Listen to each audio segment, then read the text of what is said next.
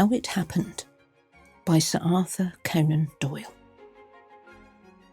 She was a writing medium, and this is what she wrote. I can remember some things upon that evening most distinctly, and others are like some vague, broken dreams. That is what makes it so difficult to tell a connected story. I've no idea now what it was that had taken me to London and brought me back so late. It just merges into all my other visits to London. But from the time that I got out at the little country station, everything is extraordinarily clear. I can live it again, every instant of it. I remember so well walking down the platform and looking at the illuminated clock at the end, which told me it was 11:30. I remember also my wondering whether I could get home before midnight. Then I remember the big motor, with its glaring headlights and glitter of polished brass, waiting for me outside. It was my new 30-horsepower Rover, which had only been delivered that day. I remember also asking Perkins, my chauffeur, how she'd gone, and his saying that he thought she was excellent. "I'll try her for myself," said I, and I climbed into the driver's seat. "The gears are not the same," said he. "Perhaps, I had better drive." "No, I should like to try her," said I. And so we started on the 5-mile drive for home. My old car had the gears as they used always to be, in notches on a bar. But in this car, you passed the gear lever through a gate to get onto the higher ones. It was not difficult to master, and soon I thought that I understood it. It was foolish, no doubt, to begin to learn a new system in the dark, but one often does foolish things, and one has not always to pay the full price for them. I got along very well until I came to Claystall Hill. It's one of the worst hills in England, 1.5 miles long, and 1 in 6 in places, with 3 fairly sharp curves. My park gates stand at the very foot of it, upon the main London road. We were just over the brow of this hill, where the grade is steepest, when the trouble began.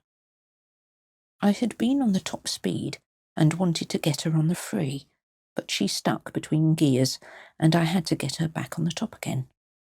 By this time, she was going at a great rate, so I clapped on both brakes, and one after the other they gave way.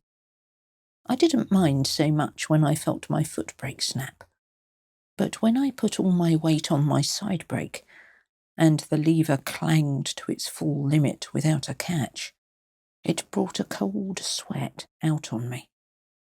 By this time, we were fairly tearing down the slope. The lights were brilliant, and I brought her round the first curve all right. Then we did the second one, though it was a close shave for the ditch. There was 1 mile of straight then, with the third curve beneath it, and after that, the gate of the park. If I could shoot into that harbour, all would be well, for the slope up to the house would bring her to a stand. Perkins behaved splendidly.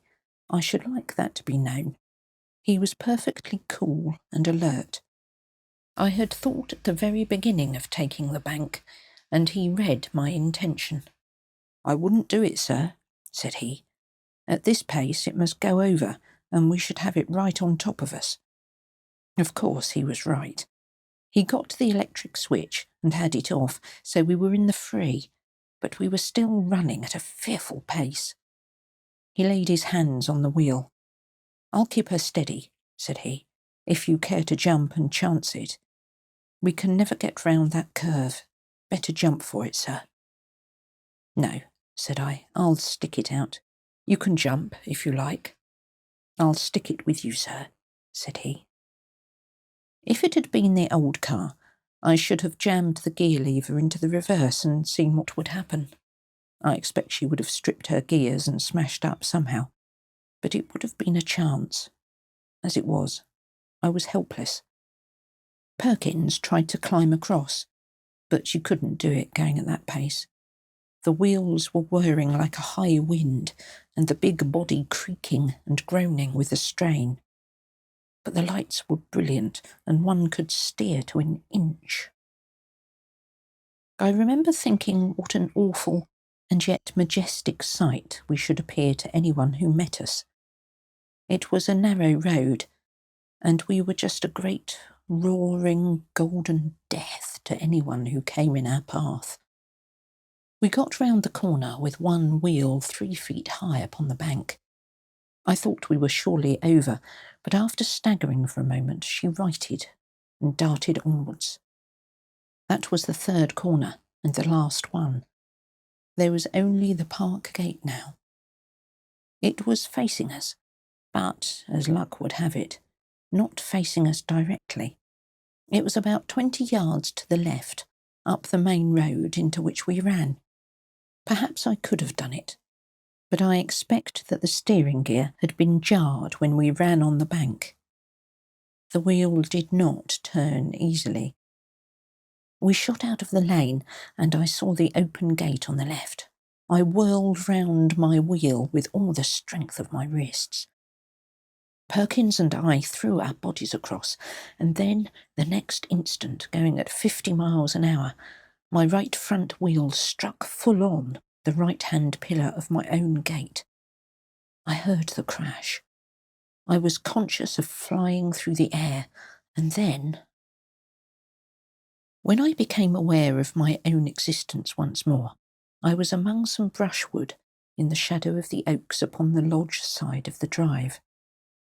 A man was standing beside me. I imagined at first that it was Perkins, but when I looked again, I saw it was Stanley, a man who I had known at college some years before, and for whom I had a really genuine affection. There was always something peculiarly sympathetic to me in Stanley's personality, and I was proud to think that I had some similar influence upon him. At the present moment, I was surprised to see him, but I was like a man in a dream, giddy and shaken, and quite prepared to take things as I found them without questioning them. "What a smash," I said. "Good Lord, what an awful smash." He nodded his head, and even in the gloom I could see that he was smiling, the gentle, wistful smile which I connected with him. I was quite unable to move. Indeed, I had not any desire to try to move, but my senses were exceedingly alert. I saw the wreck of the motor lit up by the moving lanterns. I saw the little group of people and heard the hushed voices. There were the lodge-keeper and his wife, and 1 or 2 more. They were taking no notice of me, but were very busy round the car. Then, suddenly, I heard a cry of pain. "The weight's on him. Lift it easy," cried a voice. "It's only my leg," said another, which I recognised as Perkins. "Where's the master?" he cried. "Here I am," I answered, but they didn't seem to hear me. They were all bending over something which lay in front of the car. Stanley laid his hand upon my shoulder, and his touch was inexpressibly soothing. I felt light and happy, in spite of all. "No pain, of course," said he. "None," said I. "There never is," said he. And then, suddenly, a wave of amazement passed over me. Stanley! Stanley! Why, Stanley had surely died of enteric at Bloemfontein in the Boer War. "Stanley!" I cried, and the word seemed to choke in my throat. "Stanley, you're dead." He looked at me with the same old, gentle, wistful smile. "So are you," he answered.